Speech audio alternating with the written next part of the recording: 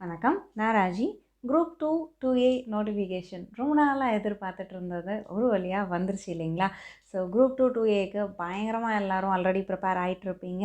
இன்னமும் ஒரு சிலர் இப்போ கூட நான் ஸ்டார்ட் பண்ணி ப்ரிப்பரேஷன் இது பண்ணலாம், எக்ஸாம்ஸ் நான் கிளியர் பண்ணலாம் அப்படின்ற மைண்ட் செட்டில் இருப்பீங்க. கண்டிப்பாக நீங்கள் இவ்வளோ நாள் படிச்சிருந்தாலும் சரி, அல்லது நீங்கள் இப்போ படிக்க ஆரம்பித்தாலும் சரி, அட்லீஸ்ட் இதுக்கப்புறம் நீங்கள் ஃபுல் ஃப்ளெஜ்டாக ப்ரிப்பேர் பண்ணீங்க அப்படின்னாலும் கண்டிப்பாக இது சாத்தியமான ஒரு விஷயம்தான். ஸோ குரூப் 2 2A பற்றினா நிறையா விளக்கங்கள் நிறைய பேர் உங்களுக்கு கொடுத்துருப்பாங்க. இன்றைக்கி நம்ம வீடியோவில் இதே சமயத்தில் வந்த வேறு ஒரு முக்கியமான கால் ஃபாரை பற்றி தான் நம்ம பார்க்க போகிறோம். சென்ட்ரல் கவர்மெண்ட்டோடைய call for SSC staff selection commission. இதே மாதிரி எப்படி நம்ம குரூப் 2Aல கிட்டத்தட்ட 5000க்கும் மேலே வேக்கன்சிஸ் இருக்கோ, இதே மாதிரி அங்கேயும் 5000க்கும் மேலே வேக்கன்சிஸ் கொடுத்துருக்காங்க. ஸோ அதை பற்றி தான் இன்றைக்கி வீடியோவில் நம்ம பார்க்க போகிறோம். ஸோ எந்த மாதிரியான போஸ்ட்டுக்கு இந்த ரெக்ரூட்மெண்ட் நடக்குது அப்படின்னு பார்த்தீங்கன்னா, lower divisional clerk, junior secretariat assistant, postal assistant, sorting assistant, data entry operators. So நிறைய மினிஸ்ட்ரிஸ், டிபார்ட்மெண்ட்ஸ், கவர்மெண்ட் ஆஃப் இந்தியாவோடைய நிறைய ஆஃபீஸஸ், நிறைய constitutional body, statutory body, tribunals, இந்த மாதிரி எக்கச்சக்கமான இடத்துக்கு தேவையான ஆட்களை ரெக்ரூட் பண்ணுறதுக்காக தான் இந்த எக்ஸாம் கால் ஃபார் பண்ணியிருக்காங்க. ஸோ இதோடைய பே ஸ்கேல் ஒரு போஸ்ட்டுக்கு தகுந்த மாதிரி மாறுபடுது. அதாவது ஒரு சில போஸ்ட்டுக்கு இப்போ ஃபார் எக்ஸாம்பிள் லோயர் டிவிஷன் கிளர்க்குக்கு அல்லது ஜூனியர் செக்ரட்டரியேட் அசிஸ்டண்ட்க்கு பார்த்தீங்க அப்படின்னா பே லெவல் 2 அப்படின்னு சொல்லிட்டு 19,900 63,200 இருக்குது அப்படின்னு சொல்லியிருக்காங்க.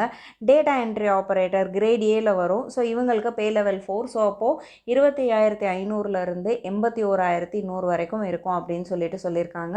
ஸோ இதோடைய ஏஜ் லிமிட் என்ன அப்படின்னு பார்த்தீங்கன்னா 18 வயசுலேருந்து 27 வயசுக்குள்ளேயும் இருக்கணும் அப்படின்னு சொல்லியிருக்காங்க. அதாவது ஜான்வரி 1, 2022 அன்னைக்கு இவங்களுக்கு 18லேருந்து 27 வயசுக்குள்ளே இருக்கணும். இன்னும் கிளியராக சொல்லணும் அப்படின்னா 2/1/1995 1/1/2004 பிறந்தவங்களாக இருக்கணும். ஸோ இவங்க தான் இதுக்கு எலிஜிபிள். இதில் ஏஜ் ரிலாக்ஸேஷன் இருக்குது. நீங்கள் SC ST கேட்டகரியில் வர்றீங்க அப்படின்னா 5 வருஷம், OBCயில் வர்றீங்க அப்படின்னா 3 வருஷம், அதுக்கப்புறம் எக்ஸ் சர்வீஸ்மேன், இந்த மாதிரி நிறையா ரிலாக்ஸேஷனும் கொடுத்துருக்காங்க. ஸோ இதுக்கு என்ன எஜுகேஷனல் குவாலிஃபிகேஷன் அப்படின்னு பார்த்தீங்கன்னா, நான் ஏற்கனவே சொன்னேன், நிறைய போஸ்ட்டுக்கு இதில் கால் ஃபார் பண்ணியிருக்காங்க. ஸோ ஒரு போஸ்ட்டுக்கு தகுந்த மாதிரியான குவாலிஃபிகேஷன் கொடுத்துருக்காங்க. ஆனால் ஜென்ரலாக பார்த்தீங்க அப்படின்னா நீங்கள் +2 முடிச்சிருக்கணும், அதாவது 12ஆம் வகுப்பு முடிச்சிருந்தீங்க அப்படின்னா நீங்கள் இதுக்கு எலிஜிபிள்.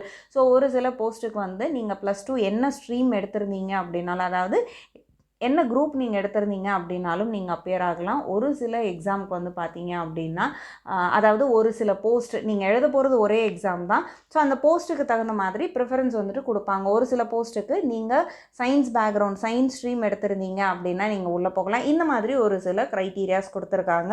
ஸோ இதுதான் இதில் இருக்கக்கூடிய முக்கியமான விஷயம். ஏன்னா கிரேட் ஏ அப்படிங்கும்போது ஒரு சில போஸ்ட்டுக்கு பார்த்தீங்க அப்படின்னா சயின்ஸ் ஸ்ட்ரீமில் கண்டிப்பாக நீங்கள் முடிச்சிருக்கணும். அதாவது அந்த டேட்டா ஆப்பரேட்டருக்கு இந்த மாதிரி எல்லாம் கொடுத்துருந்தாங்க. ஸோ இதுக்கப்புறம் இதோடைய அப்ளிகேஷன் அப்படின்னு பார்த்தீங்க அப்படின்னா ஆன்லைன் அப்ளிகேஷன் தான். ஸோ நீங்கள் ஃபீஸும் ஆன்லைனில் தான் பே பண்ணுற மாதிரி இருக்கும்.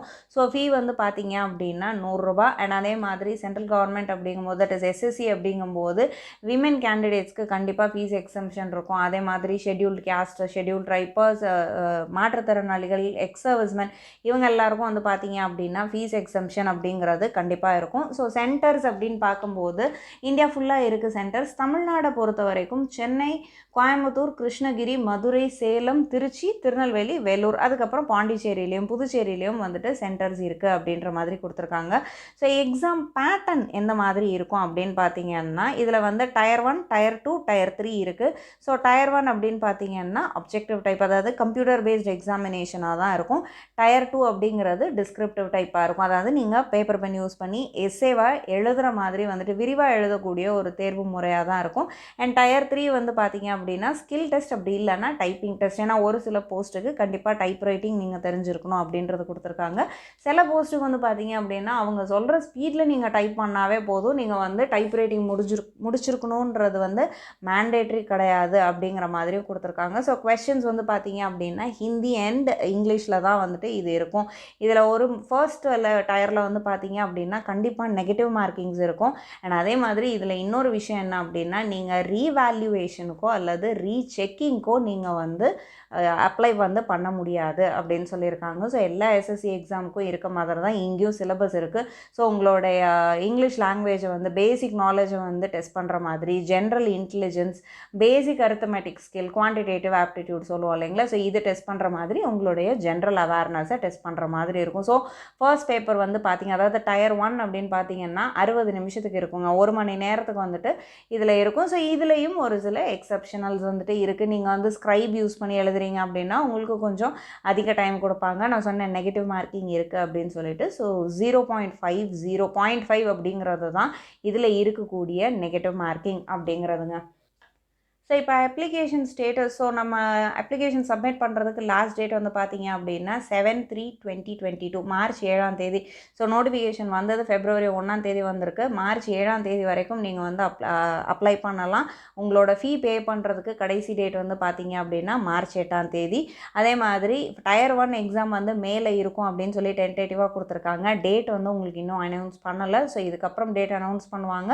ஸோ டயர் 1 நடந்ததுக்கப்புறம் டயர் 2ஓட டேட்டும் வந்துட்டு உங்களுக்கு அனௌன்ஸ் பண்ணுவாங்க. ஸோ எஸ்எஸ்சிலையும் வந்து உங்களுக்கு இவ்வளோ அதிகமான கால் ஃபார் வந்து போஸ்ட்டுக்கு வந்து ரெக்ரூட் பண்ண போகிறாங்க அப்படிங்கிறதே வந்து ரொம்ப சந்தோஷமான விஷயம்.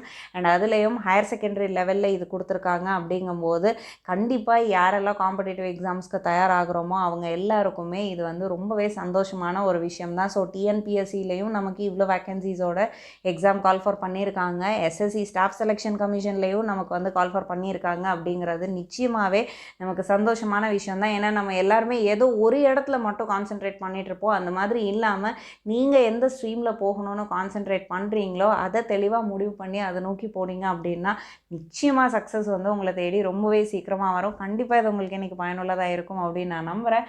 இது வேறு யாருக்காவது தேவைப்படும் அப்படின்னா அவங்க கூட இதை ஷேர் பண்ணிக்கோங்க. நீங்கள் இன்னும் இந்த சேனலை சப்ஸ்கிரைப் பண்ணலை அப்படின்னா சப்ஸ்கிரைப் பண்ணிக்கோங்க. ஸோ தட் நான் கொடுக்குற வீடியோஸ் எல்லாம் அப்பப்போ உங்களுக்கு வந்து சேரும். நாளைக்கு வேறு ஒரு இன்ட்ரெஸ்டிங்கான டாப்பிக்கோட சந்திக்கலாம்.